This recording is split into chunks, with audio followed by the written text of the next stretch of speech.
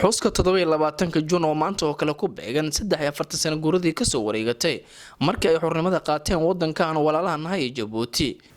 si weyn ayaa xalay maanta looga dabaaldegaya gudaha degmada Buloburte oo ay ku sugan yihiin ciidamada Hiil Walaal ee Djibouti oo qaybta ka howlgalka midowga Afrika ee AMISOM. Djibouti waxay gobonnimadeeda ka qaadatay gumeystigii Faransiiska 1977 waxaana muddadaasi uu dalka Djibouti ku tilaabsaday horumar la taaban karo oo dhan waliba leh. munaasabad lagu weyneynayo 27 Juun oo lagu qabtay degmada Buloburte ayaa waxaa ka soo qayb galay maamulka degmada odayaasha dhaqanka iyo saraakiisha ciidamada xoogga dalka Soomaaliya ee ku sugan degmada Buloburte iyo kuwa Djibouti. ugu horreyn Komaando Maxamuud Cumar Faarax taliyaha ciidanka Djibouti ee degmada Buloburte ayaa halkaasi ka jeediyay khudbad dheer oo kaga hadlayo xuska 27 Juun oo maanta ku beegan xuska xornimada Jamhuuriyadda Djibouti waqti ay ka xoroobeen gumeystihii Faransiiska ay ummad walba soo martay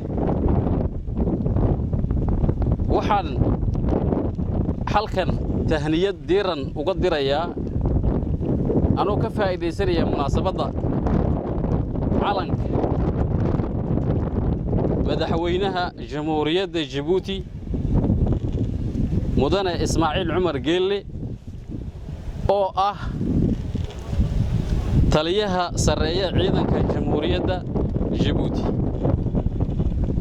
iyo wasiirka difaaca Jamhuuriyadda Djibouti mudane Xasan Cumar Maxamed iyo Generaal Zakariya Sheekh Ibrahim taliyaha guud ee ciidanka qalabka sida ee Djibouti iyo dhammaan xukuumadda Djibouti iyo dhammaan ciidamada qalabka sida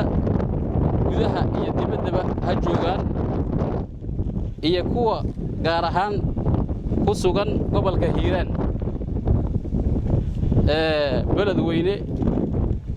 Jalalaqsi Buloburte anoo ka faa'iideysanaya maanta oo ah maalin layloobi karay maalin noogu fadhida qiimo iyo qadarin maalin taariikhiya maalin ummadii ay xusayso calankeyga waxaan ilaahayna uga baryayaa inuu Soomaaliya ku soo rido wadada wanaagsan ee toosan ta ummad walba ay ku farxade ilaahay ku soo rido waxaan leeyahay anoo hadalka nigu dheeranayn hambalyo hambalyo hambalyo Jamhuuriyadda Djibouti ha noolaato madaxweynaha Djibouti ha noolaado Soomaaliya ha noolaato sidoo kale gudoomiyaha degmada Buloburte Faisal Hajar Aadan iyo duqa degmada Maxamed Sheekh Sharaawo ayaa u hambaliyay dhammaan shacabka iyo dawladda Djibouti maanta waa maalin farxadeed waa maalin weyn waa maalin taariikhi ah waxaan idin rajaynayaa insha Allah ta'ala sanadkan iyo sanadkiisa kale bashbashi barwaaqo annagoo nabad ah adikoo nabad ah munaasabad mid ka sii weyn inaan iskugu imaan doono haddii Alle idmo waxaan leenahay farxadda walaalahayn meel walba aan joogno dareenkayna ayaa idin jiro waana idin la qabsanaynaa iyo reerayba aan u diraynaa dhammaan reer Djibouti ciidamadooda Hiil Walaal kuwa qaranka madaxweynahooda golayaashooda kale intaba waxaan u diraynaa hambalyo waxaan la qaybsanaynaa farxadda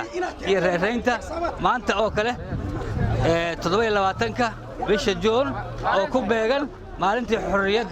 xorriyadda dalka Djibouti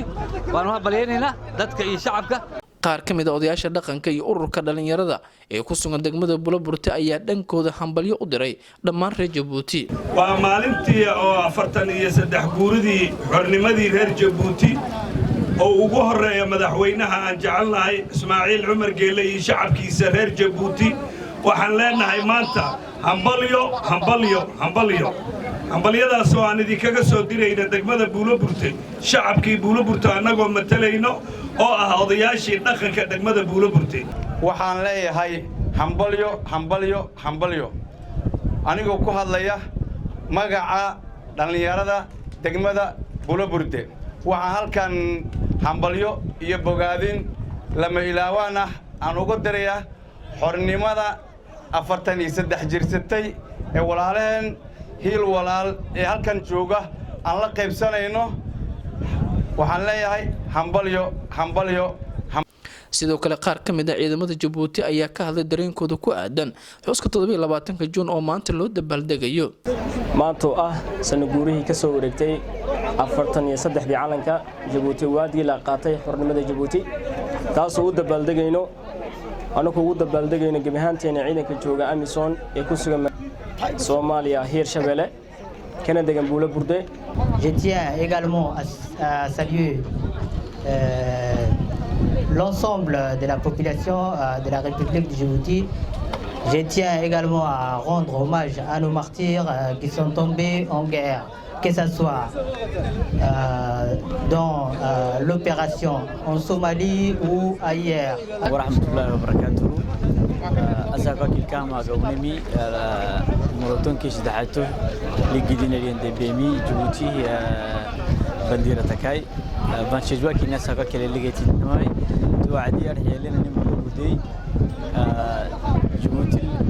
اللي تحتن أمتين كيسا وسلامتك إنت تتشام Soomaaliya oo dhan ayaa si lamid ah waxaa toddobaadkan looga dabaaldegaya munaasabada xorriyadda iyo maalmaha gobonimada shalay ayaana loo dabaaldegay 26 Juun oo ah maalintii gobolada waqooyi ay gumeystii Ingiriiska ku xoroobeen sidoo kale waxaa la isku diyaarinayaa 1 Luulyo oo haddii Ilaahay idmo loo dabaaldegayo xornimadii gobolada koonfureed iyo midnimadii labada gobol Absalaan Maxamed Ibrahim Absalaan Habi wararka RTN TV Bulaburde